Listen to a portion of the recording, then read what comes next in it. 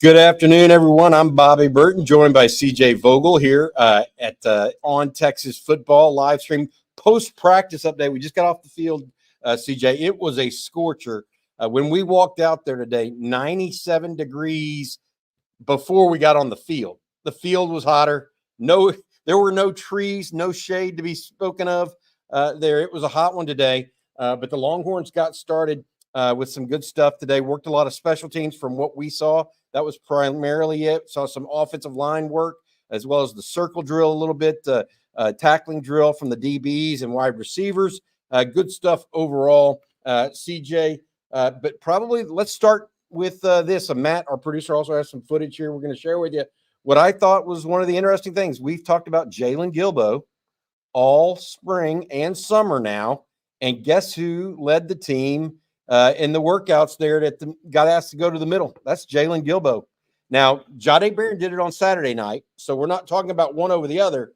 But if this isn't a sign of respect from his peers about doing things the right way, Jalen Gilbo being asked to lead the team at the middle of the field, that's a sign of upper class and respect. Here you see some other video going on right now as well that Matt's showing. Yeah, absolutely. I mean, it absolutely is just that sense of respect from not only the coaching staff, but the rest of the players. And for Jalen Gilbo, who's, I would say, been through a good bit as a Texas Longhorn, right?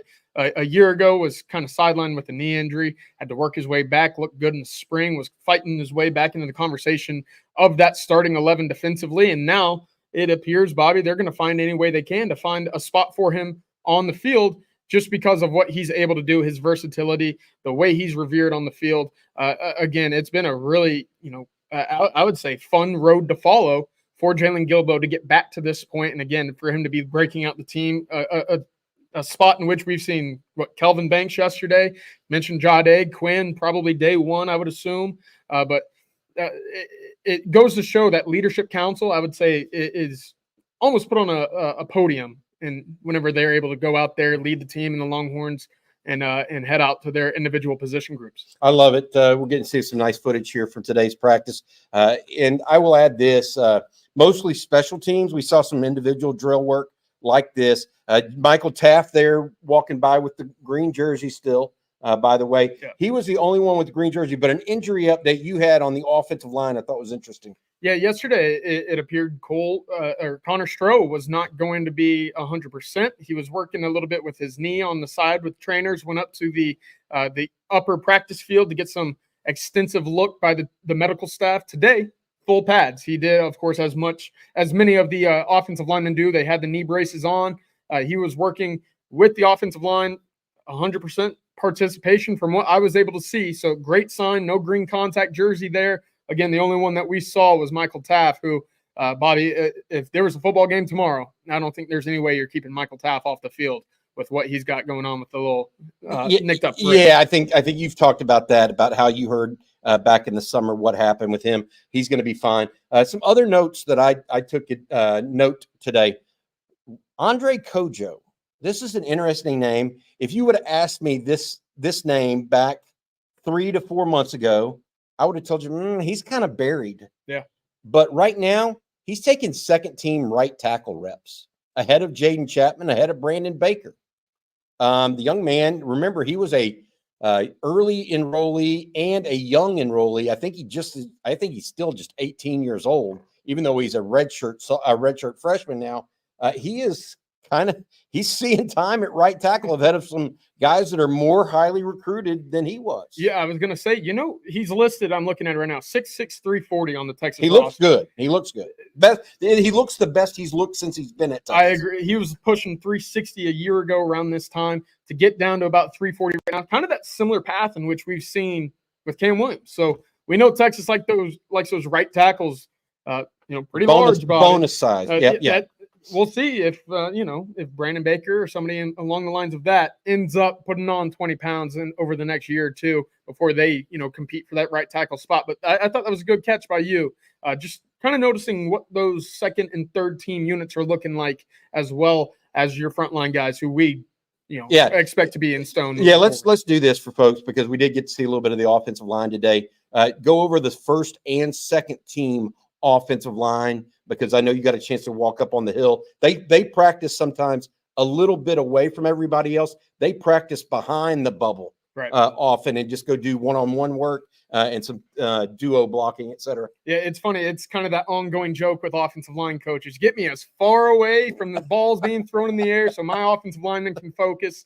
Otherwise, you're going to probably have DJ Campbell and Daniel Cruz out there, Bobby, with their wide receiving gloves and the towels looking to get some passes in. But offensive line on the first team, it's not going to change. At least it hasn't so far.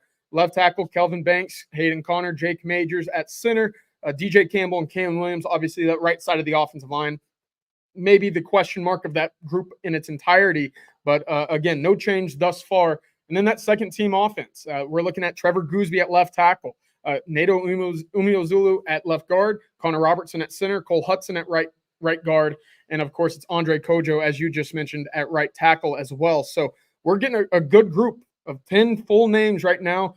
Wondering where Jaden Chapman is in all of this bunch. I'm sure he's cycling in. I did not see it today. They were working most double teams, kind of running that duo as Coach Flood does in his individual period, just working to the second level on combined blocks and working upwards. So we'll look a little bit. I'll look a little bit harder for Jaden Chapman moving forward. Also worth mentioning, Steve Sarkisian, feels pretty good about his 8 guys plus Connor Robertson on his offensive line right now. So up to 9 guys that he feels comfortable with throwing into a position if need be this fall. Probably as deep as we've ever seen this group. One other player that I've noticed, they have been timid, maybe the right word, but he's not wearing a green jersey, is Jermaine Lole. Yeah. When they do stretching, anytime that it requires him going to the ground, he's not doing it. So they're not asking him. Jerry had mentioned that they would probably do this based on his injury history. It would make sense. Yeah, they want to keep him off the ground, keep him from stretching or pulling on his upper body at this point. So that would be another injury issue. Another guy, we got a little bit of a look at the defensive backfield today. I want to mention Javion Cole. A lot of people have been asking about that. Gavin Holmes and Manny Muhammad. Boy, Manny Muhammad looks good, by the way. Gavin Holmes and Manny Muhammad have been the first team unit. Today, I saw Javion Cole still running with the 3s, by the way, which is the same as Amari Niblack, for instance, even right now in some instances. But my point being, he looked, when they were doing some shell work, he looked like he had a feel for the game. It's exactly what we thought would happen going in. He is smallish. Yeah. compared to Gavin Holmes. He's a little bit smaller maybe than Manny Muhammad. I would agree. And so, that was my first extended look at him. I thought he looks like we kind of circled him as a guy that has a head for the game. I think he's that guy. I do believe that. I'm waiting to hear more about these live scrimmages, these live team situations in terms of what Cole can bring to you, right? I think he's a guy very much like Silas Bolden, kind of that quick, smaller, twitched up, playmaker in the defensive secondary that you could expect to do well in one-on-ones. We actually talked to him over the summer, Bobby. He likes playing that zone coverage a little bit more. So I know at what would you listen at 5'11", maybe 185, 175, 180. So again, not the biggest guy, but maybe that's where you see him start out his career at Texas, is more in that kind of field zone kind of situation. Maybe not a boundary man-to-man, piece that you see, I get Watts, a longer guy, some more physical to start. So that's kind of where I'm waiting to see what kind of transpires with Javion Cole, is how he's able to make his impact in, some of the run fits and team situations, live scrimmages. Those are coming up. Saturday's coming right around the corner. So that's where we'll get our first look of Texas full live scrimmage. They mentioned it yesterday in Sarkisian's press conference. Coaches are off the field. We're letting the boys play. We're getting the calls from the sides, and they're going to figure it out one way or another, whether it be trial or, kind of the tribulation. So I'm excited for it. Yeah, I will add this. This is our practice report for practice number 6, I believe. Yes. It's crazy. It's already 6 practices in. They will have another practice again tomorrow as well, I believe. And then they have their first scrimmage on Saturday. Also want to talk a little bit of special teams as well as some other visitors. CJ, we saw scouts from who was it? The Green Bay Packers. Who was the other one that we saw? Yeah, a trio of teams Okay. represented at today's practice: New York Giants, Minnesota Vikings, and the Green Bay Packers. So first day of pads, it appears that I mean, we've talked about the Shrine Bowl, the Senior Bowl. All those guys are taking notice already, as well as NFL scouts getting a look at what could be another, really deep crop of NFL talent this year for the Longhorns. Okay, let's talk a little special teams now, because that's a lot of what we saw today. Upbacks. I know this is a very minute thing, but I want to talk about it. Michael Taff, Ethan Burke, and Gunnar Helm were the upbacks on punting, right? Yeah, I was going to say, what stands out to me about that? Gunnar Helm, 6'5". Yep. Ethan Burke, 6'6". Yep. Michael Taff, a guy who's not that big, but that shows you kind of that physicality and heart that he plays with to stand in there and be asked to be run into on punt. Not a thank. You don't get thanked for that possession all too much. Right. I would agree. Hey, by the way, on this drill, let's circle back because we're showing a drill right now. This is that circle drill they're running where you try to tackle them. Yeah. I thought this is one of the things that impressed me about Javion Cole was this drill. Actually, he kept his head up, was natural in it. Another one of those things that we watched today. All right, punter. Yes. Because this is look, I know we think Michael Kern is the odds-on favorite, the young man out of St. Thomas Aquinas, true freshman, because he is the lone scholarship punter at this point. But I'm not sure he was the most consistent on the day. He may have the best leg. He may not be ready for prime time come Colorado State. He was up and down.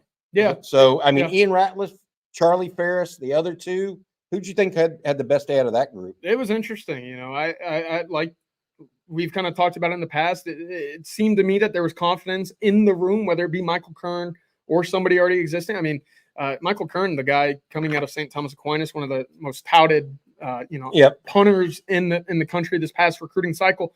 It was a bit of a rocky day, I would say. First day in pads, maybe some jitters. We talk about that at times with defensive linemen, quarterbacks. What else? But no, to me, it was Ian Ratliff that really kind of stole the show with his leg. Again, there wasn't much wind coming in, Bobby, and even then, we saw Silas Bolden, we saw Isaiah Bond, Jonte Cook, guys that were returning those punts have to back up, and be pushed back by the ball in the air carry at times. I'll say this: Michael Kern's punts were not turning over, and Ian Ratliff's were. Yeah, and Charlie Ferris, they were every so often. Yes, I thought Ian Ratliff was the most consistent. That doesn't mean he's going to be there by game one because Kern actually was the first punter in that scenario as well. You mentioned the returners again: Silas Bolden back there, Isaiah Bond, Matthew Golden, as well as Jonte Cook. I thought Jonte Cook had a nice return today, but I'm just telling you, it's going to be hard to beat out Silas. I mean, he's just got such natural feet for a punt returner. He makes everything look like he's it's almost like dancing on the grass, whereas everybody else is kind of hitting the grass hard. I was going to say, it looks like he's on ice, but in control. As we were walking off, as our media session wrapped up, there was one final punt that went in the direction of Silas Bolden, and it's not a live situation, right? It's all about kind of finding your punt coverage lanes for returners to get an idea of what's in front of you and the punt set up on the return team.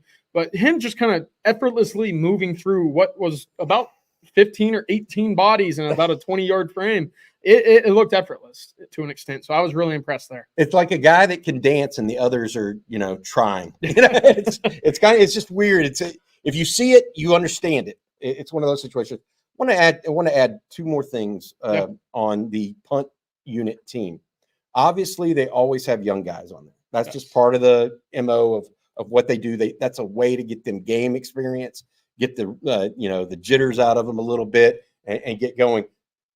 Zina Umeozulu has looked terrific in that role thus far in camp. But I want to add something. I'm not so sure his younger brother or his twin brother, Zika, who's a walk-on, might not also be in that category because he's very similar build, CJ, to Jelani McDonald and Derek Williams. Now, he's not as built out as Derek Williams, but I mean, he is long and he can run pretty good.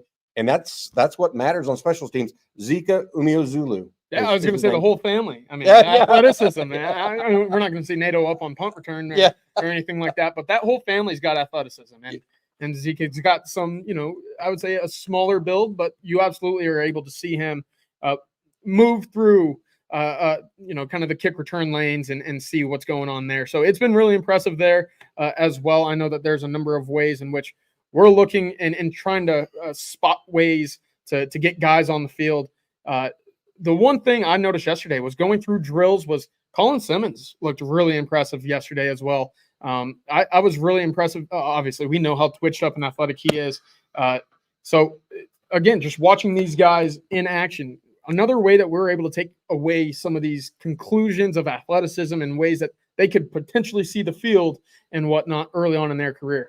Yep, good stuff. I'm trying to check on some stuff right now on recruiting as well as other stuff going on. But you guys had something on recruiting that I want to circle back on.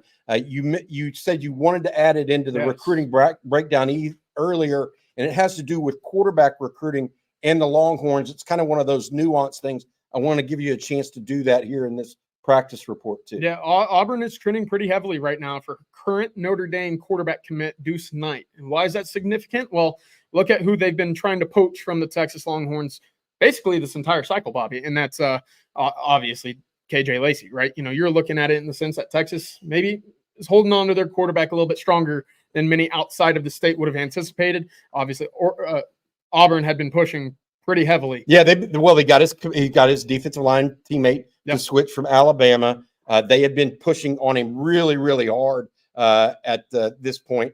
So we'll have to wait and see exactly what this all means. But that's a good point for that. All right, other immediate thoughts following the scrimmage. This is scrimmage number 2 for you.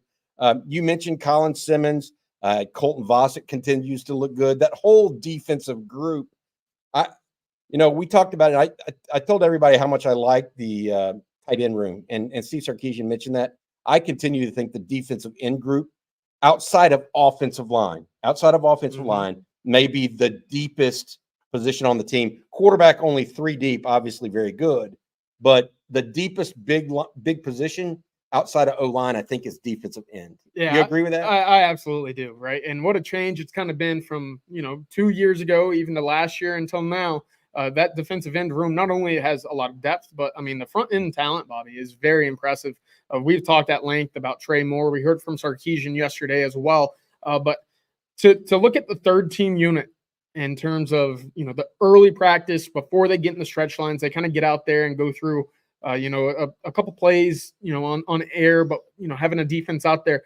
Trey Owens is taking snaps with his third team offensive line in front of him, and he's staring at Colin Simmons on one end and Colton Vasek on the other. And I'm telling you, Bobby, I'm not sure if I've ever covered a Texas team with 2 guys like that on the third team. Maybe you have. Ridiculous. But I've been very impressed by that. Of course, Colton came along in the back end of spring. We've heard Colin Simmons' name since he stepped foot on campus.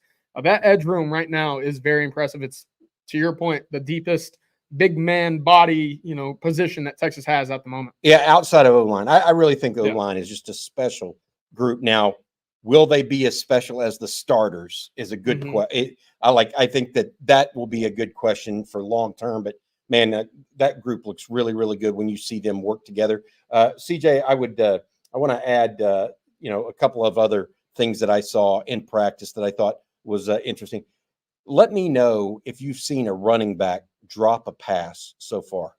I have not. I've seen wide receivers drop passes. I haven't seen the Texas running backs drop a single pass. That's a great point. I mean, they've got. I mean, Tashard Choice has a type. I mean, he just does. Yeah. It's do it all, don't drop the ball. That's basically it. I remember going to Orlando for the Under Armour All-American game, Bobby, and that was my first chance to see Jarrett Gibson in person. And, you see the build. You think kind of prototypically with a guy that kind of build, what are going to be his strengths? Well, the first play I was able to watch from him was an over-the-shoulder catch on a wheel route in which I was kind of blown away. He's so muscular. He's so muscular upper body. You don't think they're going to be able to reach up and do that. Jaden Blue routinely makes catches behind his body. Yeah. I mean, he was a treat to follow in 7-on-7. With that 7-on-7 back in the day, him and Jalen Gilbo, who was always lined up in the slot, as we've talked about now. kind of positioned to be another, impact guy for Texas in their defense this year. Those two going at it in one-on-ones for 7-on-7 back in high school, it was a treat, and it's a treat now. A couple of notes on the defensive front. Saw Bill Norton out there again today. Alfred Collins continues to look the best of the defensive tackles. He looks like he's ready for the NFL. Of all of those guys, if you had to tell me right now which one's most physically ready for the NFL, it looks like Alfred Collins. He's starting to look and shape his body differently. I would say that. Alex January looked very good. Yeah. Melvin Hills has a body to build on. Then I would also put this out there.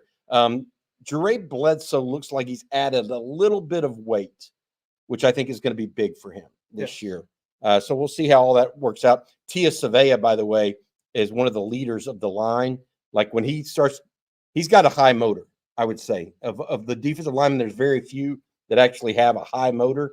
He and Alex January actually have a pretty high motor as far as leading lines and getting out there and getting after it a little bit.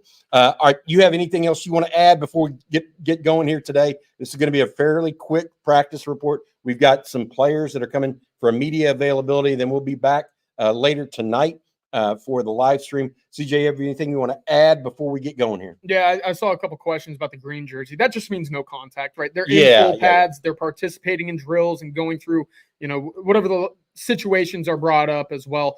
Michael Taft was the only one that I noticed today in a green jersey. He's dealing with a bit of a hand. Again, this is a guy who, if a game was tomorrow, there's no way you're going to be able to keep him off the field. The one other thing, and I mentioned, we noticed this yesterday. I think you probably brought this up a week ago when you got your first look at this group. The size is just, I know we talked about this a little bit last year when you had Tavondre Sweat and Byron Murphy kind of leading the way on that defensive line. You maybe didn't have the number 4, that number 5, that number 6 guy in that defensive line room that could carry the weight of what's expected inside, the SEC defensive line play. Right now, I'm looking at that Texas defensive line, and maybe they don't have a Sweat or a Murphy at the moment, but they've got 6 bodies that I could feel comfortable throwing in on that defensive line and, maybe bending, but not necessarily completely breaking when given their shot at a full possession. That was Silas Bolden right there catching that pass. He is lightning quick, and he does his hands don't make a sound when he catches very the ball. Soft hands. Yeah, absolutely. That's my favorite kind of moment from that kind of run the corner drill where the wide receivers are chased by the DBs who go for the strip on that. Yeah, that's a circle. Play. They're calling that the circle drill. That's right. Yep. Jonte Cook didn't need 2 hands.